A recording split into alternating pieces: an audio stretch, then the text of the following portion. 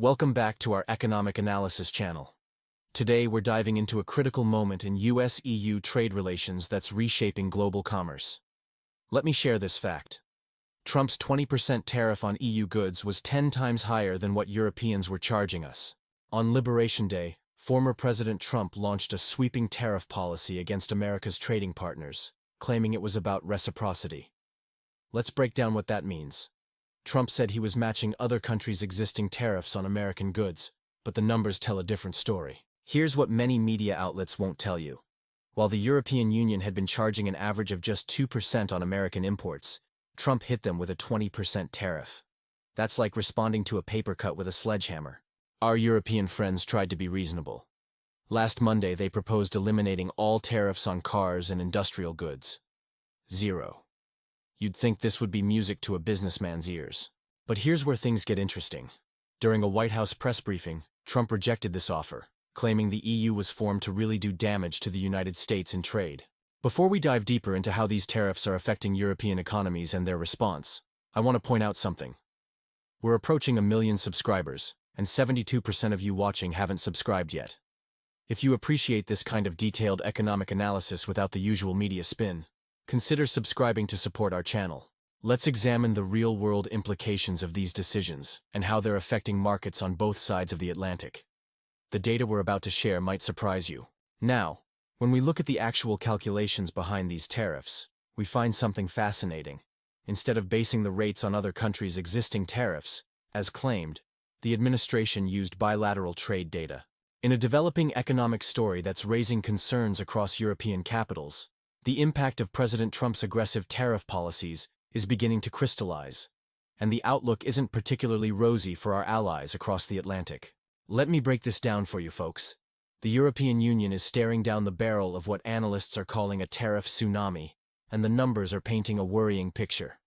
Trump's 20% tariff isn't just a minor inconvenience. We're talking about potentially shaving off 0.3% of the EU's entire GDP. That's no small change when you're dealing with an economy of this size. Now, why is this happening? Well, it's simple economics. Europe has historically relied heavily on American consumers to buy their goods. In fact, these exports to the US make up about 2% of the EU's total GDP. And let's be honest, there's no real replacement for the American consumer market. We Americans, for better or worse, are the world's biggest shoppers. But here's where it gets interesting. Not all European countries will feel the pain equally. Think of it like a game of economic musical chairs, where some players are more exposed than others. Countries like Ireland, Germany, and Italy, which sell more to us than they buy, they're the ones who'll be taking the biggest hit. They're running what we call trade surpluses with the US. On the flip side, countries like France, Spain, and Belgium might weather this storm a bit better. Why? Because they actually import more from us than they export. In economic terms, they run trade deficits with the US, which means they're less vulnerable to these tariff measures. According to ING Bank's analysis, the ripple effects could be even broader. The uncertainty created by these trade tensions isn't just affecting US-EU trade, it's potentially dampening consumer confidence worldwide. It's like throwing a stone in a pond. The ripples keep spreading outward. This situation is particularly complex because it's not just about direct trade impacts. The psychological effect on markets and consumer behavior could amplify these economic shockwaves, making the actual impact harder to predict with certainty. In a significant development reshaping global trade dynamics, the impact of Trump's tariff policies on European nations shows striking disparities, revealing economic vulnerabilities within the EU. Our analysis uncovers how a uniform 20% tariff masks a complex reality for different EU member states. According to economic assessments, Germany, Europe's industrial powerhouse, might consider itself fortunate under the current EU tariff structure.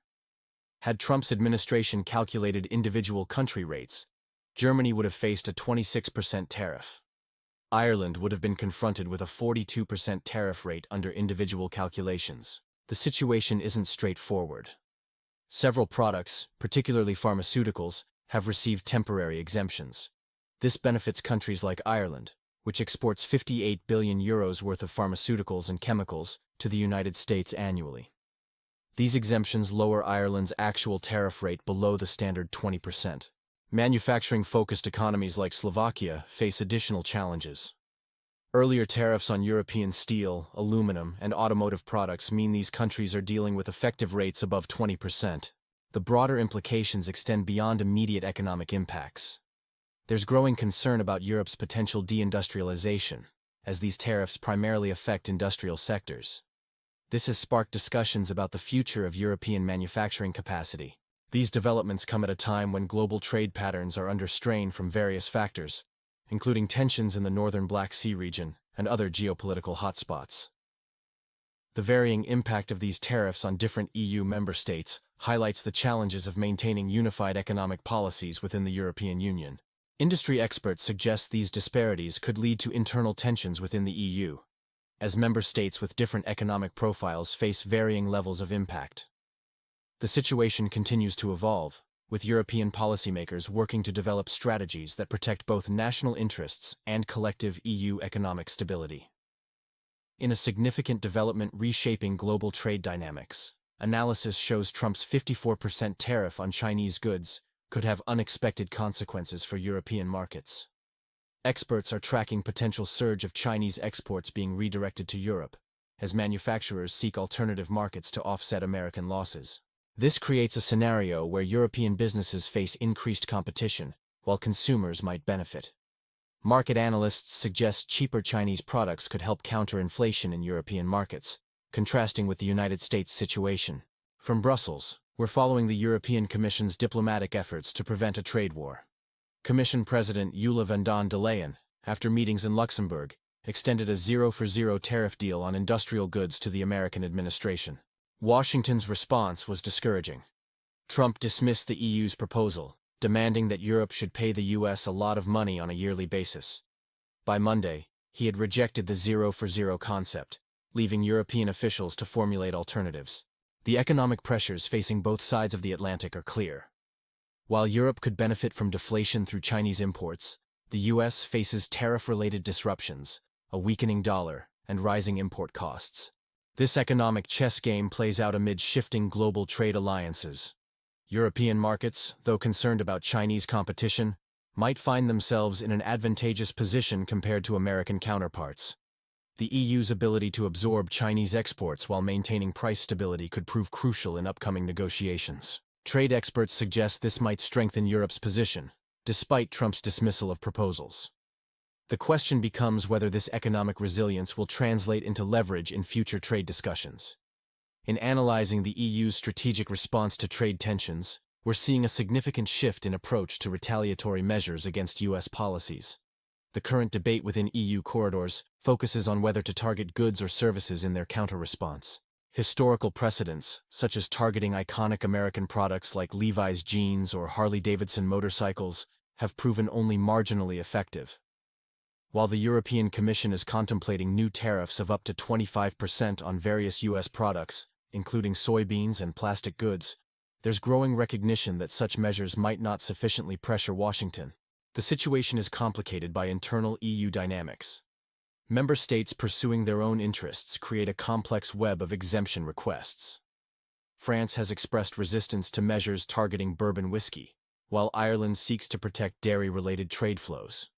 This internal fragmentation threatens to dilute the impact of goods-based retaliation. A more strategic approach from Brussels suggests focusing on services rather than goods. This shift is rooted in economic logic. While the US maintains a trade deficit with the EU in goods, it enjoys a surplus in services. This reality provides the EU with more leverage in a services-based trade confrontation.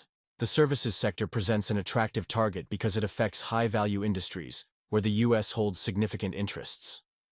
By focusing on services, the EU could exert more meaningful pressure, while avoiding the complicated internal negotiations that plague goods-based tariffs. This strategic pivot represents a sophisticated evolution in trade policy thinking. Rather than engaging in symbolic retaliation through consumer goods, targeting services could strike at more vulnerable aspects of the US economy, potentially bringing both parties back to meaningful negotiations. The Commission's challenge lies in crafting measures that achieve consensus among member states, while delivering sufficient economic impact to influence US policy decisions, considering both technical feasibility and diplomatic ramifications.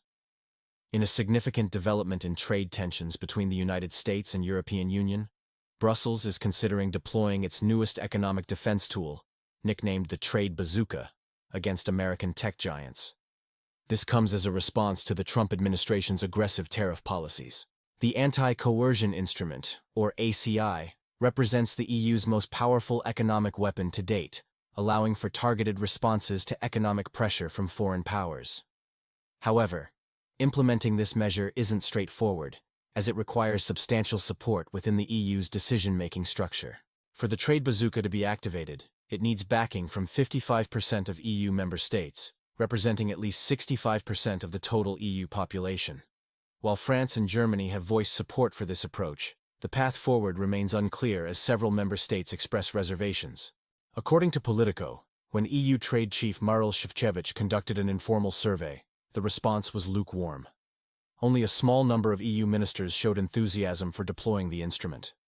Ireland and Italy have emerged as vocal opponents, given their vulnerable pharmaceutical and wine sectors that could face consequences in a trade war. The potential measures include restrictions on American tech companies, and possibly barring U.S. consultancies, banks, and law firms from accessing government contracts across the EU.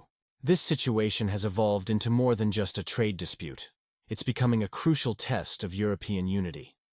The EU's ability to present a united front remains uncertain, as member states struggle to balance individual economic interests against collective action.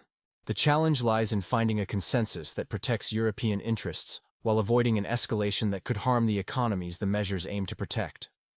This balancing act could define the EU's trade relationship with the United States for years to come.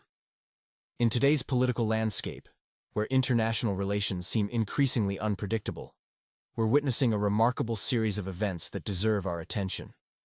The current administration's approach to international negotiations has created an environment where traditional allies find themselves navigating uncertain waters. The ongoing trade tensions highlight a concerning pattern in diplomatic relations, where strong-arm tactics appear to be replacing conventional negotiation strategies. As one senior diplomat noted, we're seeing a fundamental shift in how international agreements are being approached. Speaking of unconventional approaches, let's discuss some headlines dominating our news cycle.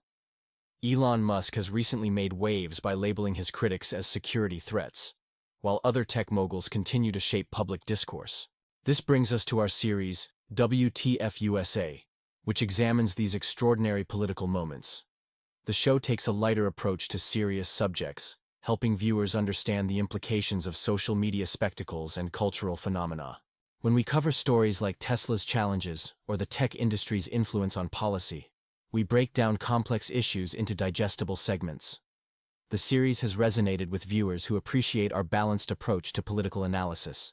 Meanwhile, on Nebula, content creators are tackling crucial societal issues. Tom Nicholas's Boomer series analyzes generational challenges, from housing crises to pension concerns. These documentaries offer insights into how different age groups experience current economic conditions. The intersection of social media, politics, and public policy continues to create fascinating narratives. While some headlines might seem absurd, the reality of modern politics often proves equally surprising. Our commitment remains to provide clear analysis of these events, helping viewers understand the significance behind the headlines. Whether examining trade policies, tech industry dynamics, or generational divides.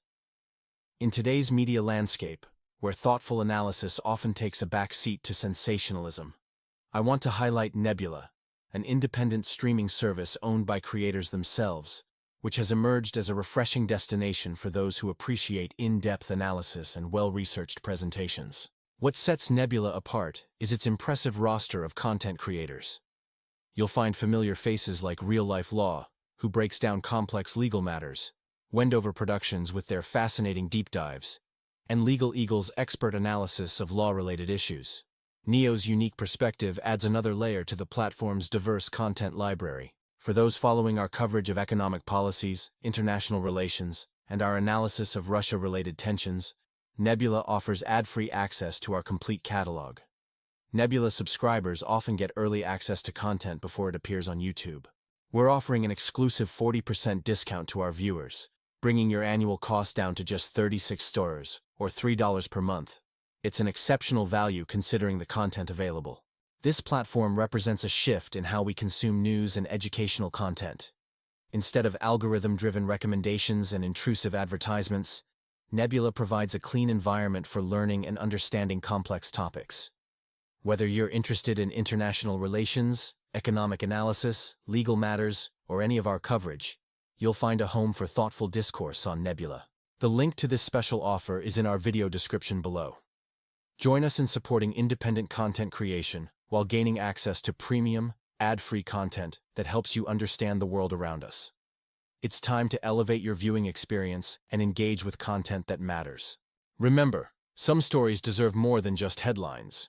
They deserve thorough, nuanced analysis. That's what we strive to provide on Nebula.